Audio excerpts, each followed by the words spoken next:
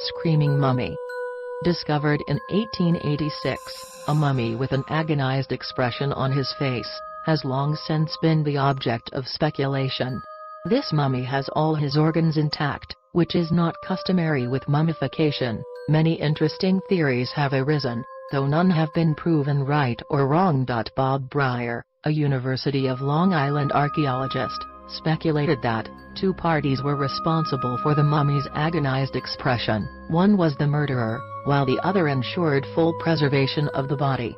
Other researchers and archaeologists have come up with theories ranging from cold-blooded murder to poisoning to being buried alive. A 2008 National Geographic documentary special investigated the possibility that the mummy could be Prince Pentir, who was suspected of planning his father's murder. Ancient documents from the 12th century claimed one of Pharaoh Ramses III's wives was tried for conspiring to kill him, due to her desire for Pentir to take over the throne. It is thought that when this plan was discovered, she poisoned Pentir as punishment, and rolled him up in sheepskin after being mummified. If that was the case, the scream could have been due to the pain from the poison ingested. However, only a CT scan had been done of the screaming mummy, and it remains pure speculation whether the mummy was in fact Prince Pentir. Less sensational theories suggest that the mummy's jaw is open simply because his head most likely rolled back after death occurred. But even that bit of realism is as good a guess as anybody else's.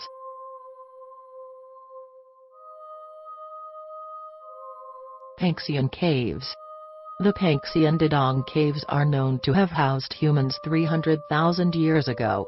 It is also known that large animals inhabited the vicinity of the caves as well. Scientists, however, were extremely surprised to find prehistoric deposits indicating massive stegodons, and rhinoceros also lived, or at least died, inside the caves. They found this very strange, seeing as how the caves are 1,600 meters above sea level. Paleoanthropologist Lindsay Parts stated how rare it is to find animals in a cave that don't typically live in them. She believed that stegodons and rhinos were very unlikely to simply wander into the cave. Rhinos, in particular, are solitary animals that graze on their own. And yet, here lie their remains. One theory involves carnivorous animals killing the mammals and dragging them into the cave. The most likely answer, though, would be human intervention. Inspection of the bones showed that they were burnt and then pounded by what could only have been a tool made out of stone. The last expedition to the cave took place in 1998. To date, no further progress has been made in determining just exactly how those large animals got into the cave at all.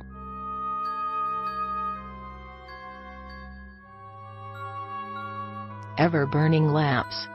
Lamps that kept on burning without using any fuel were discovered all over the world during the Middle Ages. These lamps were sealed into tombs, supposedly to ensure the deceased had light to guide them on their way to the afterlife.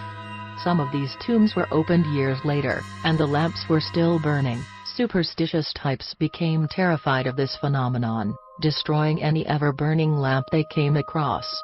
People accused pagan priests of trickery. Others simply refused to believe that a lamp could burn for an indefinite period of time. The vast majority claimed that the devil was to blame.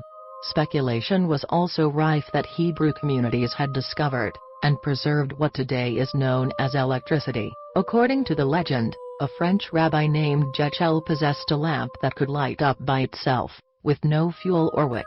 Jechel, according to this tale, invented a special button that would discharge an electric current to his metal door knocker. If someone touched the door knocker at the same time the rabbi touched the nail, the person would receive a shock and double over.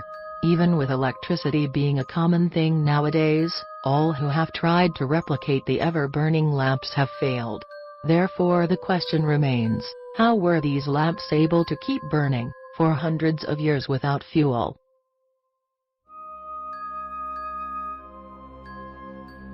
Salzburg Cube. In 1885, Radl, an employee at an Austrian foundry, discovered the mysterious Salzburg Cube. He cracked open a seam of coal to find a strange-looking iron cube inside it. It had many cracks and little holes in it, as well as a strange color, and a deep fissure down the middle. Riedel had never seen anything like it before, so after showing it to his boss, they turned it over to the Hymetos Museum. The next year, a professor at the museum named Adolf Gerlt studied the cube and determined it to be part of a meteorite. But further studies by the Natural History Museum in Vienna proved that it was not in fact a meteorite, but artificially manufactured from an unknown source. It is thought that the coal that produced the Salzburg cube was at least 60 million years old. Adding to the mystery of the cube is how some people actually believe it to have vanished.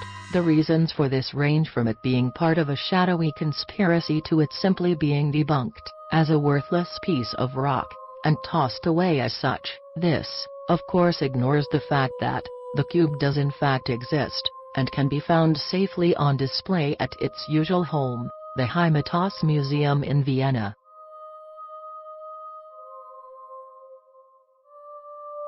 Lady of the Spiked Throne. The Lady of the Spiked Throne is the fitting name given to a mysterious and unique artifact dating back to 2700 BC. The artifact remains one of the strangest ancient objects ever found. After ensuring that it was not a fake, Italian archaeologist Massimo Vidale and his team noted the lady's unique look for posterity. The object is shaped like a large vehicle, most likely a chariot or boat, ending at the front, with the figurine of a large bull's head. Inside the vehicle are 15 figures forming what can be described as a procession. There are traces of yellow, red, and black on these figures. Some of the male figurines share the same adornments around the neck and on their head. Conical gowns are worn that have not been observed in other similar figurines. You can also see a female figurine can be seen seated on a throne of spikes. Therefore the name Lady of the Spiked Throne. Vidale's studies concluded the lady was created by the ancient Indus civilization, but its meaning and purpose is a mystery. No evidence suggests Indus used any four-wheel vehicles, and it is unknown whether the artifact was made for ritual use, or another, more practical reason.